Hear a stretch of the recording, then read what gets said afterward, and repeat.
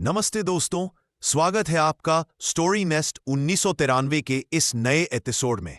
ये वो जगह है जहां हम किताबों के पन्नों में छुपे इतिहास, जीवन के सबक और अनकही कहानियों को एक नए अंदाज में सुनते हैं। आज हम बात करने जा रहे एक ऐसी किताब की जो सिर्फ एक आत्मकथा नहीं, बल्कि एक आईना है। एक ऐसा आईना जो एक इंसान के अपने भीतर झांकने और खुद को बारीकी से परखने की अद्भुत मिसाल पेश करता है। किताब का नाम है सत्य के प्रयोग यानी माई एक्सपेरिमेंट्स विथ ट्रूथ, और इसके लेखक हैं कोई और नहीं, महात्मा गांधी। अक्सर हम गांधी जी को राष्ट्रपिता के रूप में जानते हैं, एक विचार के रूप में देखते हैं, लेकिन यह किताब हमें गांधी जी को एक साधारण इंसान के रूप में पेश करती है, जिसमें डर थे, शर्मिंदगी थी और जो अपनी गलतियों से सीखता था। और आज का एपिसोड खास तौर पर इसी किताब के दूसरे अध्याय पर केंद्रित है। इस अध्याय का शीर्षक है बचपन। इस अध्याय में गांधी जी अपने बचपन की उन कोमल और ईमानदार यादों को हमारे साथ बांटते हैं, जहां से उनके सत्य के प्रयोग की शुरुआत होती है। वो हमें बताते हैं कि कैसे एक साधारण, शर्मीले और किसी से कम बोलने वाले बच्चे के मन में सच्चाई और नैतिकता के बीच पनप रहे थे।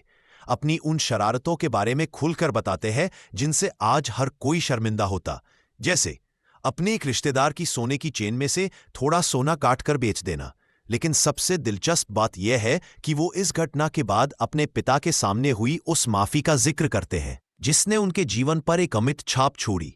यह अध्याय सिर्फ किस्से नहीं सुनाता, यह हमें सिखाता है कि ईमानदारी की सबसे बड़ी लड़ाई दूसरों से नहीं बल्कि खुद से होती है, और यही वो जड़ है जहां से महात्मा के पेड़ की शुरुआत हुई।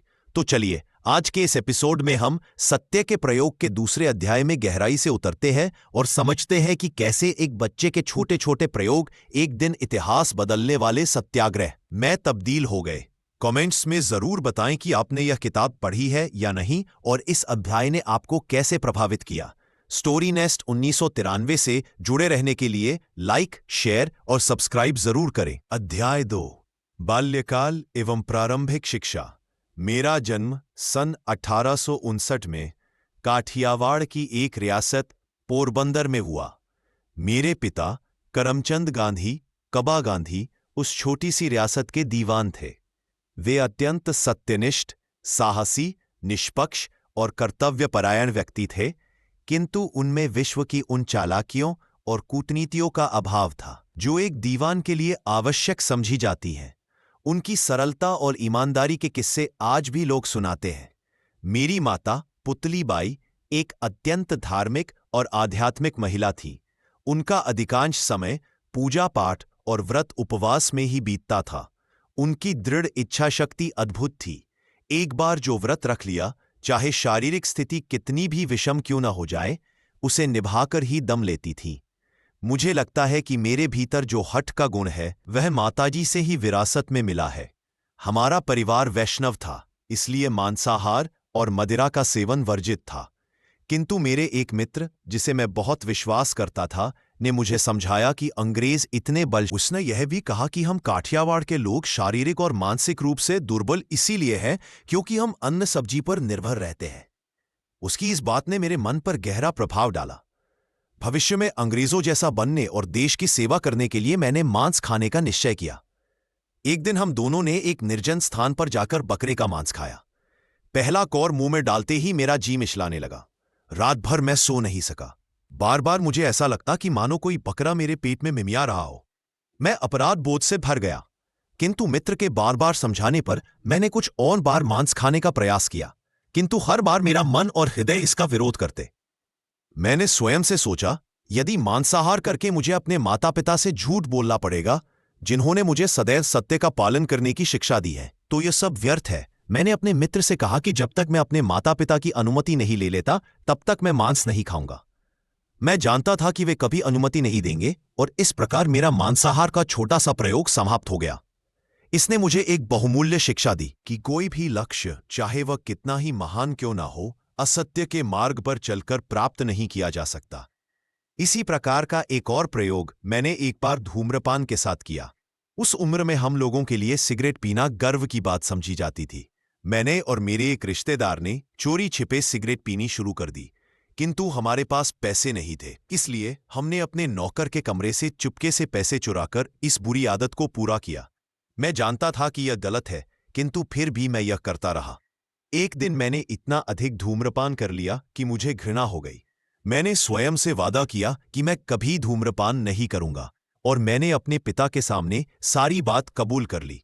मैंने उनसे दंड देने की प्रार्थना की। उन्होंने मुझे दंड नहीं दिया, बल्कि उनकी आंखों से आंसू बह निकले।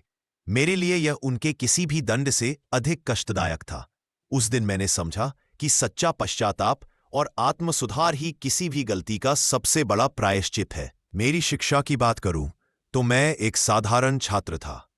गणित और भाषाओं में मेरी रुचि थी, किंतु भूगोल और इतिहास जैसे विषय मुझे रुचिकर नहीं लगते थे। मेरी एक और कमजोरी थी, मैं किसी भी चीज को बिना समझे रख लेता था। इसका दंड मुझे बाद में मिला, जब मैं हाई स्कूल की परीक्षा में अनुत्तीर्ण हो गया। यह मेरे जीवन का पहला और आखिरी अनुत्तीर्ण होना था। इस असफलता ने मुझे सिखाया कि बिना समझे सीखना व्यर्थ है। मेरे विद्यार्थी जीवन की एक महत्वपूर्ण घटना एक नाटक देखने की थी। उस नाटक में श्रवण कुमार का पात्र था, जो अपने अंधे माता पिता को कांवर में लेकर तीर्थ यात्रा पर जाता है। श्रवण की भक्ति और माता पिता के प्रति उसके समर्पण ने मेरे मन पर अमिट छाप छोड़ी। मैं रात भर सो नहीं सका। मैं सोचता रहा, काश मैं भी श्रवण कुमार जैसा बन सकूं। यह विचार मेरे मन में बैठ गया कि माता पिता की सेवा ही सबसे बड़ा धर्म है। मेरे पिता की तबीयत दिन ब दिन बिगड़ती जा रही थी। उनकी सेवा का भार अब पूरी तरह से मेरे और मेरी माता के ऊपर था। मैं उन्हें उनके पैर दबाता और रात भर इनके पास ही बैठा रहता। एक रात लगभग 10:30 बजे मैं उनकी सेवा कर रहा था।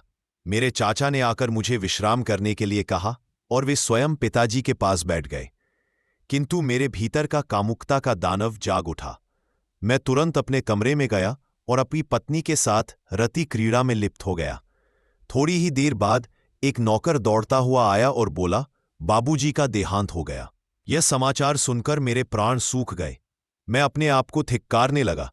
जिस समय मेरे पिता ने अपने प्राण त्यागे, उस पवित्र क्षण में भी मैं पशुवत आनंद में लिप्त था।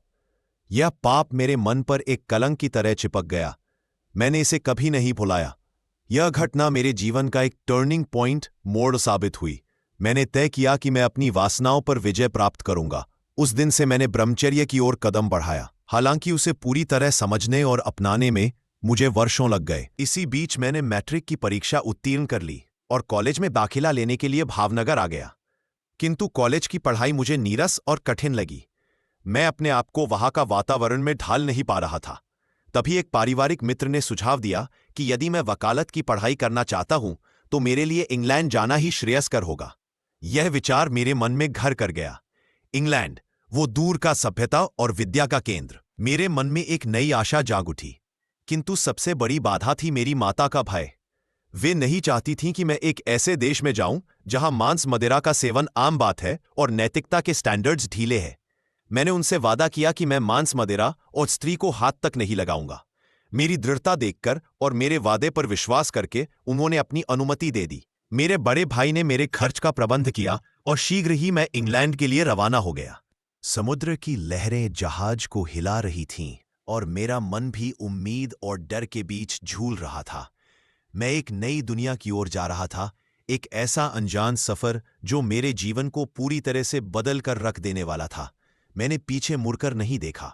मेरे सामने एक चुनौती थी, एक विदेशी भूमि पर अपनी मां के दिए हुए वचनों का पालन करना और स्वयं को साबित करना। मैं नहीं जानता था कि मेरा भविष्य क्या लेकर आएगा, किंतु मैं पूरी निष्ठा से अपने सत्य के प्रयोग जारी रखने के लिए दृढ़ संकल्प था।